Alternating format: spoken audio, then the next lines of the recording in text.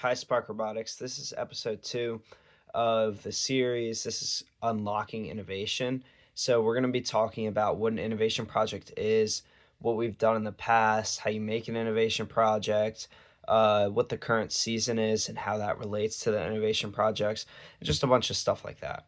So, an innovation project is pretty much just a project that you create that is supposed to help out your society based on this year's theme. So, um, what we did last year, and this is a good example of that, last year our theme was archaeology, where we had to do a bunch of games that were revolved around archaeology. And if you know what that is, that's like digging up fossils and artifacts and stuff like that. So we analyzed the game. We really dug deep into what it meant and what we were doing. The theme was rebuilt, and we, the theme was unearthed. And we picked a project based on that. So our project was a scanner, an app that we would use to scan different artifacts, and then the app could send it to a 3D printer that would 3D print those artifacts. And the point of this was so that anyone could access these artifacts and touch them and be able to hold them, or things that aren't really possible with very fragile artifacts that are extremely rare, where nobody will ever really get to touch them and they're really kept safe. By creating duplicates, now everyone will have access to it. And that's something that you want to think about, helping people get access to certain things. That's definitely a big part of these projects, and that helped us a lot. And it definitely brought success to us. And another thing that we do with these innovation projects is we present them to others. So we spoke to 2 college professors last year, one from Rowan and one from Rutgers, and that really helped us out. And from our scrimmage to our district competition, we went up 0.5 points average, which is a very, very big margin in FLL. So we build these projects and then we improve them and we talk to experts. It's really a big thing. So I know a lot of you guys are here to build robots, but this innovation project is a huge thing. And even if you really just want to do robotics, this will help you out in your future. And if you aren't super into the robotics and are kind of like, I like STEM, I want to try robotics, but I'm definitely a STEM person, this is really good because this is STEM. You're doing science and you're communicating with others. You're using the technology. We did 3D printing last year. I taught all the 8th graders how to use Onshape, which is a 3D printing software, and that are going to now use in high school. So it's preparing you well, these innovation projects. The kids who got to learn that are now going to be prepared. And of course, I'll teach other students too how to do that. That was just a short time period thing.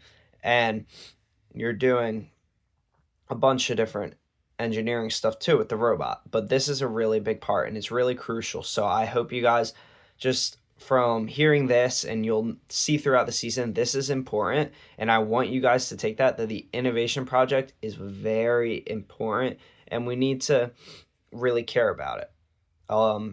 So yeah, so now that we've talked about what we've done in the past, we can talk a little bit about what we're going to do in the future. So first, I'm going to show you guys a video for this year's season, a short video that's been posted. Yeah. And I don't have, I'm not screen recording right now or anything, so I'm just going to show it with my phone, but you might have to like readjust.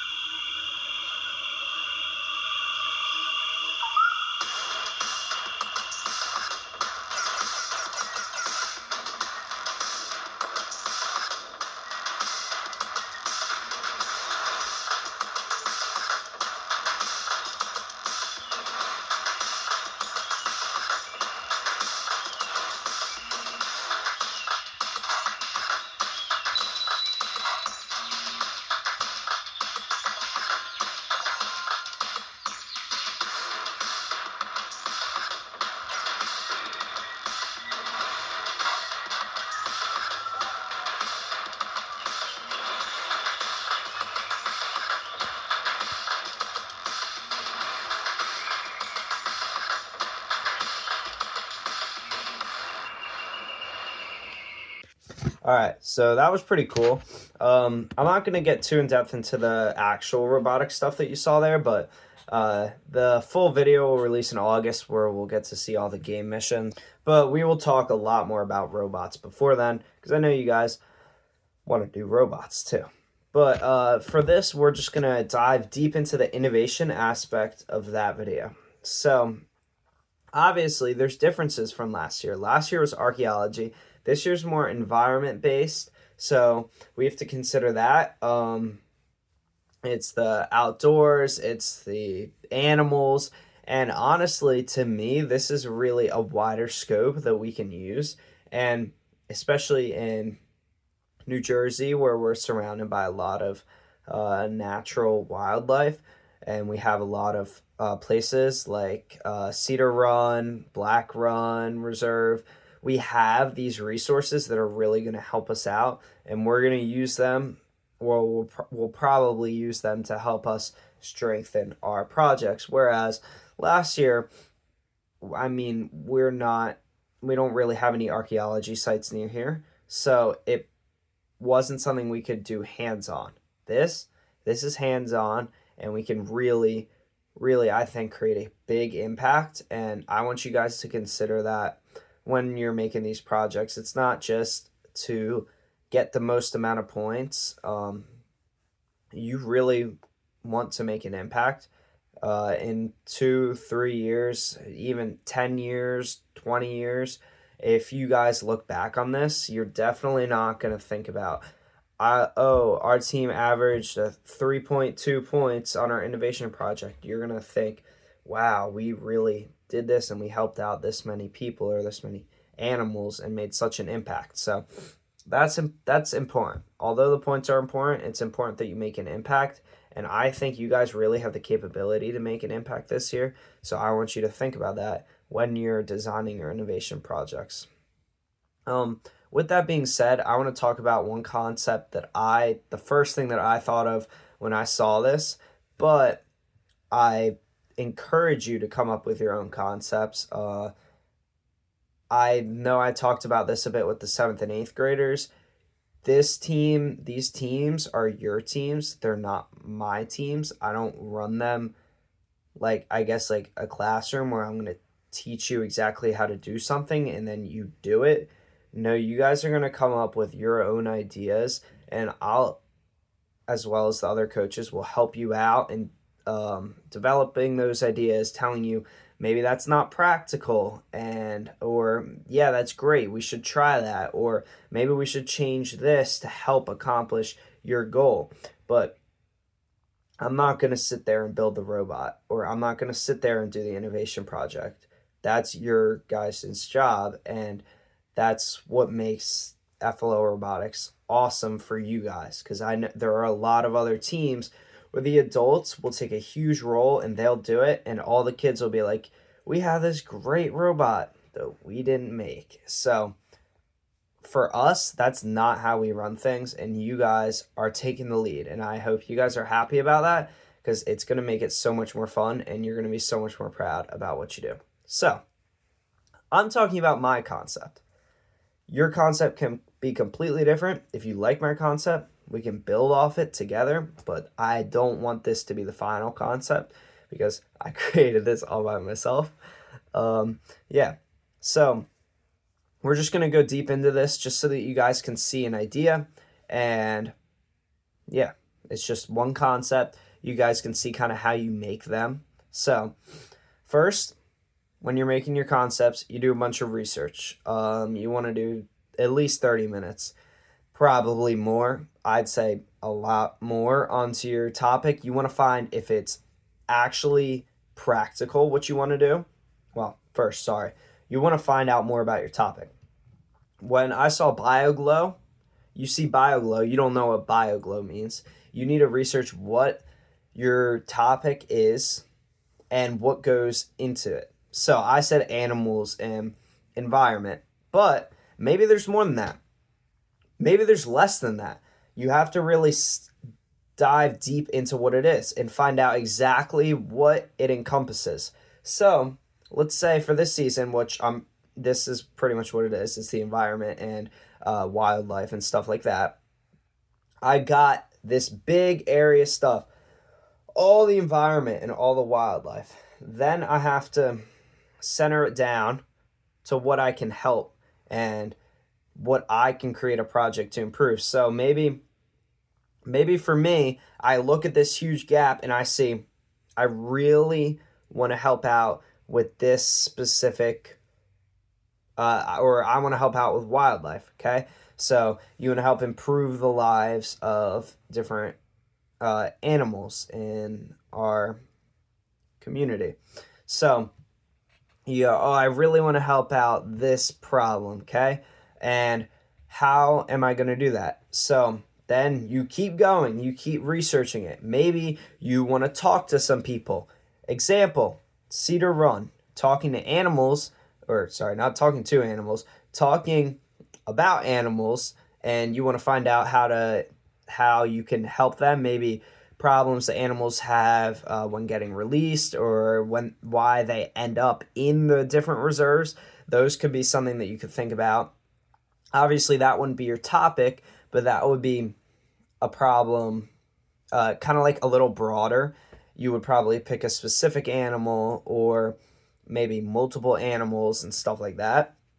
And then you speak to these people to get more information. Or you don't have to speak to them and you can do it on your own.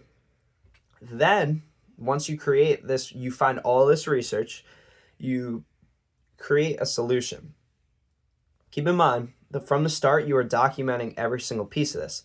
So, when you first start and you first start researching, you're not just researching, you're also writing down everything you find out, writing down dates, and writing down people you contact, copying websites you go to, all this stuff, because this plays into the score, but it also gives you a way to look back on what you've done so you're not like running around in circles to figure this stuff out, because that will waste even more time than spending the few extra seconds to write a little short blurb about what you did today and write down some links that you can go back to.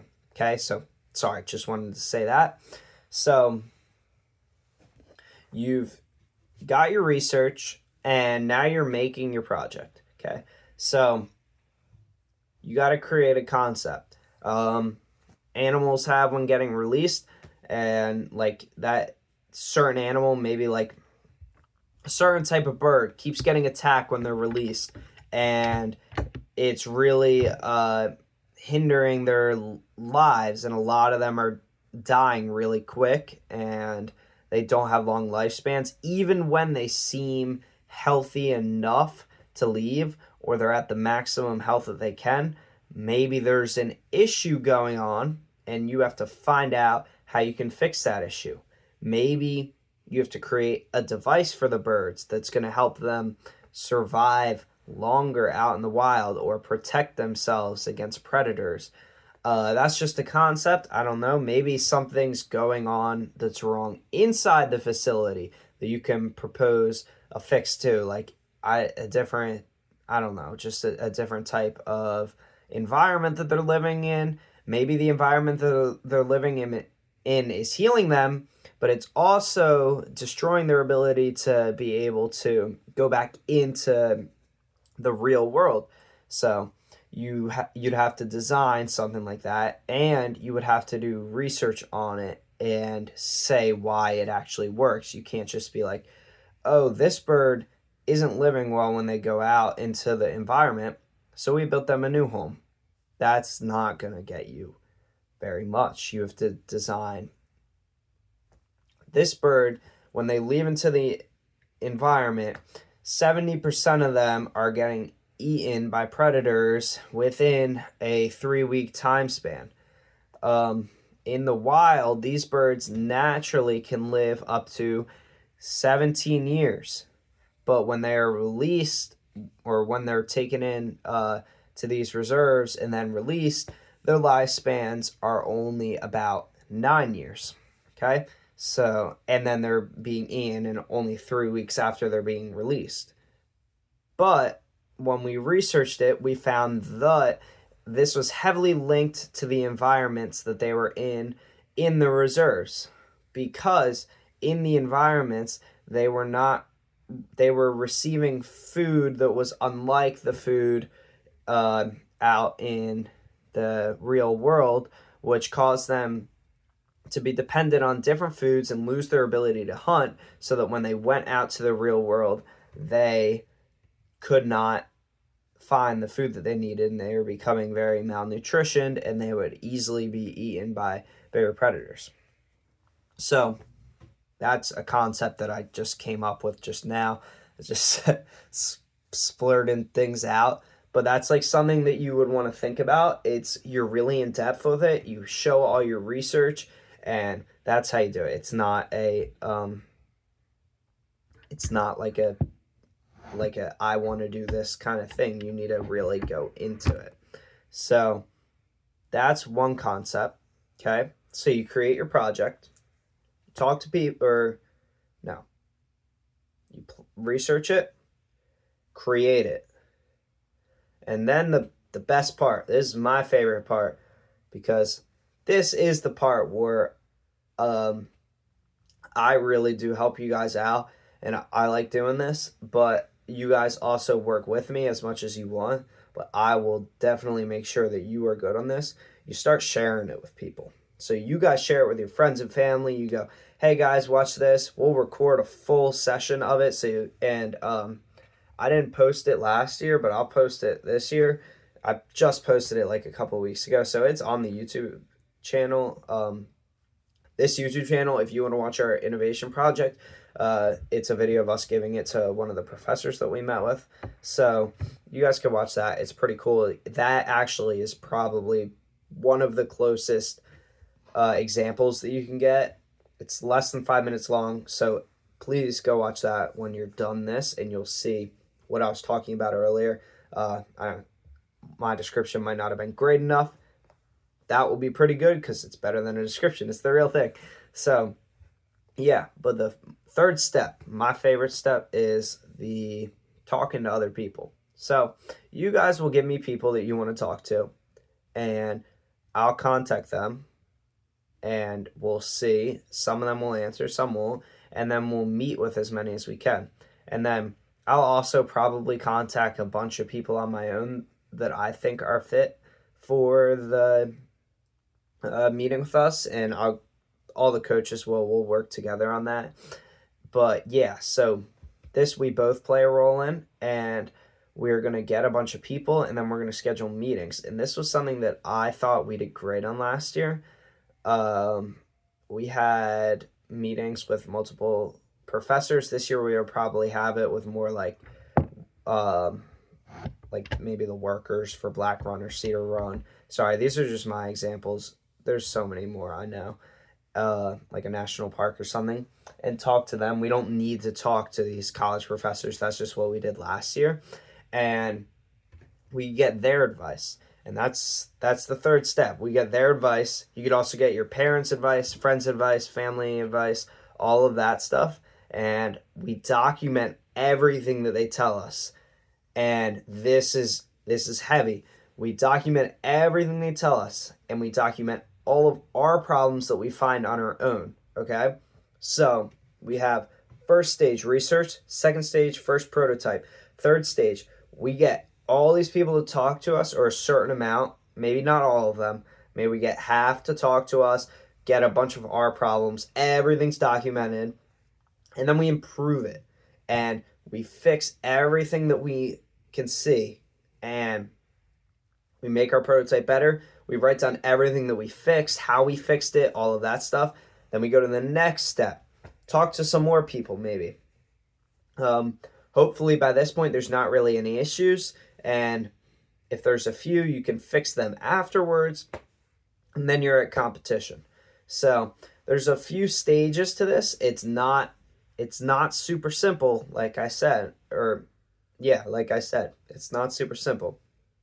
But it's really rewarding, and it's something that is a big pride for a lot of teams, and I think it should be for us too. Going a little more into the score aspect of the innovation project does account for 25% of our score. So other than the robot, this will be the thing we spend the most amount of time on. So it does account for a little less percent of the score than the amount of time we're spending on it, because we'll probably spend around 30 to 35% of our season on it, whereas we'll spend around 45 to 50% on the robot, 10 to 15 and like 15 10 to 15% on the robot presentation, I'd say. So this is a little bit more than our actual score for it, but if you don't do a good project and you lose a large majority of that 25%, you're pretty much done anyway. You're right out of the start. So even if it might be more, it's very important, and I want you to consider that. But it should be also be considered that it is only 25% of the full 100%. So we do have other aspects to make it up. I'm like, again, I want to be fully transparent with you guys. It's not like it's our entire score. If we have a really good robot, that does make up for a lot of it. But this is something you control before you even step in those doors. So just relying on a good robot will never get you to where you want to be in FLL. And having a good innovation project is something that really can get you there. Even if you don't have the best robot, having a good robot, a really good innovation project, and the other two aspects that we'll talk about later, that will help you out a lot. Speaking about timeline on the innovation project, since we had the season, we can start thinking about it, start creating our ideas. So I want you to create your ideas, and I'll probably create a post where you can share your ideas with me, and then we'll go over them and talk about which one that we want to do. And then we can pretty much pick it and start working. We can start working over the summer in some of these summer meetings. And I know we can't create our robot, but we can create this, and that will really prepare us for the season. Last season, we had a big struggle where we were making the innovation project at the end of the season, pretty much before competition. But if we can get the majority done before then we'll be good to spend the time talking to people and improving it, so that we're not rushing to get to a 2.5 average or a 2.3 average, and instead we could be rushing to get a 3.5 average. So that's just something I want you guys to keep in mind. We're going to be starting this soon, and we're going to be prepared soon. So get thinking and get ready to start working on our innovation project, because this will be the first thing that we do other than maybe building the robot itself.